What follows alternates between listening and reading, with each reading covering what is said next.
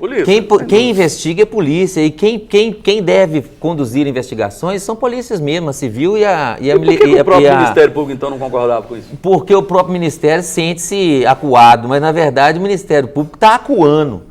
Ele está agindo, ele tem poderes exacerbados, ele está tendo poder que não é dele, de investigação. Isso não é função de promotor, não, de Ministério Público, não. É melhor ou é pior para nós ter alguém investigando e fiscalizando? É melhor a polícia investigar, porque ela vai pedir autorização ao juiz, porque ela vai seguir um processo legal para poder fazer uma escuta. Qualquer tipo de fiscalização é muito importante, desde que ela siga os aspectos constitucionais e legais. Né? Nós podemos fiscalizar, poucos de nós sabemos que podemos ajuizar ações populares em defesa do patrimônio público, em defesa da moralidade, do meio ambiente, enfim. O cidadão tem muito pouca consciência dos seus direitos. Agora, a investigação ela deve ser feita por quem é especializado naquilo. Né? A investigação, a Constituição coloca como uma função da segurança pública específica dos delegados. Na realidade, o Ministério Público cumpre muito bem o seu papel de promotor de justiça, de buscar promover a justiça como uma função essencial à justiça, assim como é a Defensoria Pública, a Advocacia, né? Todos somos partícipes no processo que leva as questões para o Judiciário, para que o Judiciário, isento e numa situação de imparcialidade, decida sobre aquele caso concreto. Nós vivemos num país que a democracia não existe e vivemos num país também que a fiscalização está falida. Estamos falando de um sistema falido que é a fiscalização. Tanto é que você vê, o vereador ele é eleito para fiscalizar o prefeito. E aí quando você vê o Santinho lá, está o vereador de um lado e o prefeito do outro. O deputado de um lado e o governador do outro. Já está errado. E o Tribunal de Contas, que quem escolhe as pessoas vão para lá? É o governador. O próprio governador. Da União. Isso deve ser mudado? Você acha que seria uma boa mudança? Então, há uma participação na realidade. Né? Na verdade, há uma participação conjunta do Legislativo com o Executivo. Isso acontece em outras esferas também, por exemplo, no próprio Supremo Tribunal Federal. Né? Há uma indicação pelo Presidente da República, há uma aprovação pelo Legislativo, que são os nossos representantes, e depois a ratificação pelo Presidente da República. E aí o que acontece? Quando eu falo que nós não vivemos num país democrático, que nós não temos democracia, nós vivemos numa falsa democracia, tenta sair de sua casa com um carrinho bacana, deixa a sua casa lá à vontade, pra você ver se você vai voltar lá, vai ter alguma coisa. Cadê a polícia para fiscalizar, para estar ali te ajudando, para te apoiando? Nós vivemos mais presos. Eu vejo casas, eu passo aqui ao redor aqui, as casas estão todas sitiadas, sabe de quê? De cerca elétrica. Em tempo do menino, do dono da casa, e pôr a mão lá e morrer queimado. Bom, gente, nós estamos caminhando quase que para o final do programa, o tempo está curto e eu queria voltar de novo para a gente falar aqui sobre essa reforma política. Ou seja, é um ponto super interessante que a gente tem comentado. Eu até peguei aqui na própria Constituição do Brasil, no capítulo dos princípios fundamentais da nossa Constituição, declara, artigo 2º, são poderes da União, independentes e harmônicos entre si, legislativo, executivo e judiciário. Na nossa doutrina jurídica, isso é muito conhecido como a separação dos poderes e os sistemas de freios e contrapesos, chamado checks and balances. O Executivo, atualmente, vem criando ministérios e vem criando outros cargos para poder abrigar a base aliada. Tá bom. O Legislativo começa, de certa forma, a virar um despachante do governo, ou seja, estão todo mundo questionando isso. É só fazer uma medida provisória que eles vão definir o que vai resolver. E aí fica aquela pergunta, quais realmente são os pontos importantes de uma reforma política?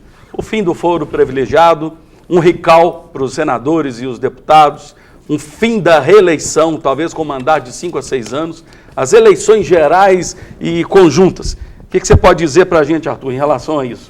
Dimas. Dimas, perdão.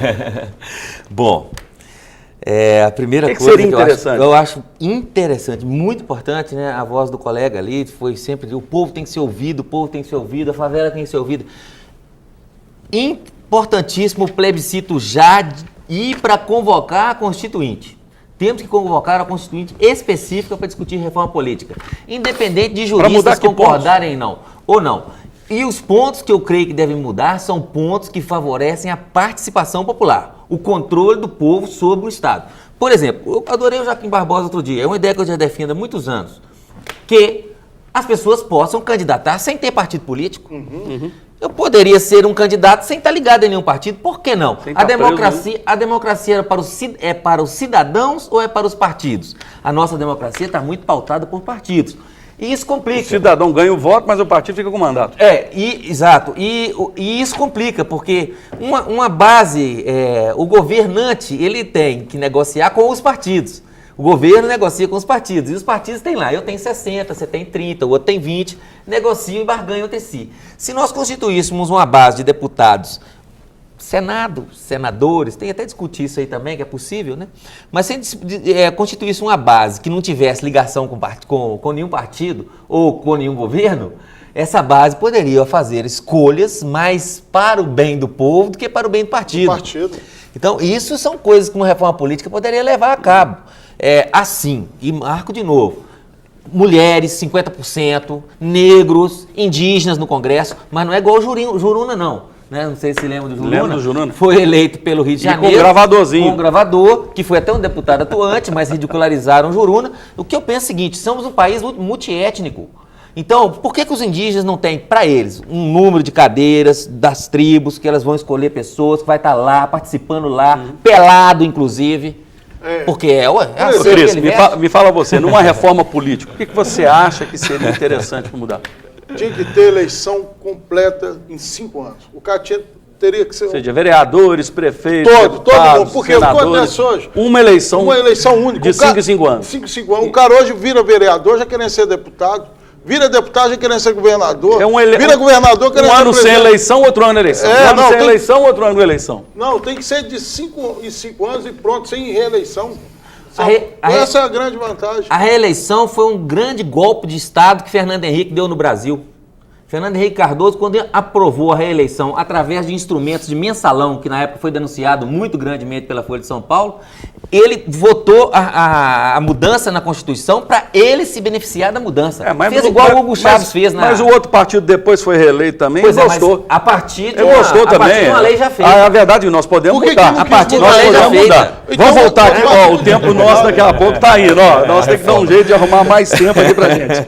Arthur, na sua opinião, o que seria realmente fundamental para a gente fazer nessa reforma política? O que o povo podia sair na rua agora, levantar a bandeira, PEC 37 foi embora. Então tá, qual que é o próximo passo de mudança? Bom, a primeira coisa que o povo tem que a gente tem que conseguir estabelecer é saber exatamente o que compreende essa reforma política. Porque quando a gente fala em reforma política, a gente envolve vários aspectos. A reforma eleitoral, que diz respeito a esse sistema proporcional que ninguém entende, poucos têm acesso a entender. Eu voto num sujeito, ele tem muitos votos, mas ele não foi eleito. E aquele com poucos votos acabou sendo eleito, né? Um palhaço puxa tanto voto, por quê? Né? E a figura acaba sendo sempre sendo trazendo os artistas para exatamente, puxar os votos. Para ser um puxador de voto. Então, a questão é uma reforma eleitoral, ou seja, na legislação eleitoral, nos aspectos constitucionais eleitorais. Os dois, né? Não tem que mudar o eleitoral e o político. Isso, exatamente. Então, para se fazer isso, são propostas de emendas constitucionais que já existem dentro do Congresso Nacional tramitando e leis também que existem para aperfeiçoamento dessa legislação que já existe.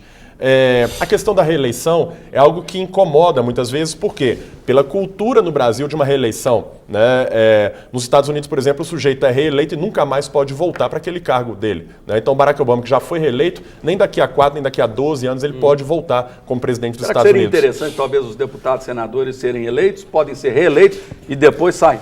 Mas olha o problema. Não vira profissional da política. Exatamente. Porque ele contribui 8 anos para o país. Contribui, mas a questão e os bons? Então a questão é cultural e educacional, porque o povo não está acostumado, e hoje a gente tem mecanismos muito bons para isso, que é a fiscalização do mandato do seu parlamentar, começar a acompanhar o que ele faz. Nós usamos tantas redes sociais para fazer contatos, para saber da vida do outro, por que não saber da vida dos nossos parlamentares também? Gente, olha, infelizmente o programa está passando e o programa vai terminar daqui a pouquinho. Eu queria colocar aí no ar rapidinho para vocês verem uma bandeira do Brasil que nós colocamos lá no templo da Igreja Batista da Lagoinha. Olha lá. Então, vários jornais estavam mostrando, vários jornais tiraram as fotografias. Enquanto o povo estava passeando ali, eles viram realmente essa bandeira. Essa semana passada, eu estive reunido com o pastor Márcio, com um ex-ministro do governo Lula. Nós estávamos conversando sobre esse momento histórico que o país estava atravessando e ele contou algumas experiências interessantes no tempo que ele trabalhou na Câmara Federal, de 99 a 2003. E como que ele participou até de uma comissão de notáveis, onde ele ia apresentar um grande projeto de mudança no sistema tributário. Mas a grande realidade é que tudo foi abortado. E ele ficou muito chateado, meio triste com o Congresso, e o povo foi para a rua e fez tantas essas mudanças. O fato interessante é o seguinte, o pastor Márcio contou uma história muito bonita. Diz que tinha um pai que ele estava chegando em casa e ele precisava fazer um trabalho muito interessante e o filho dele queria brincar com ele de todo jeito. E o pai precisava terminar aquela tarefa e o menino queria brincar com ele e não tinha mais jeito.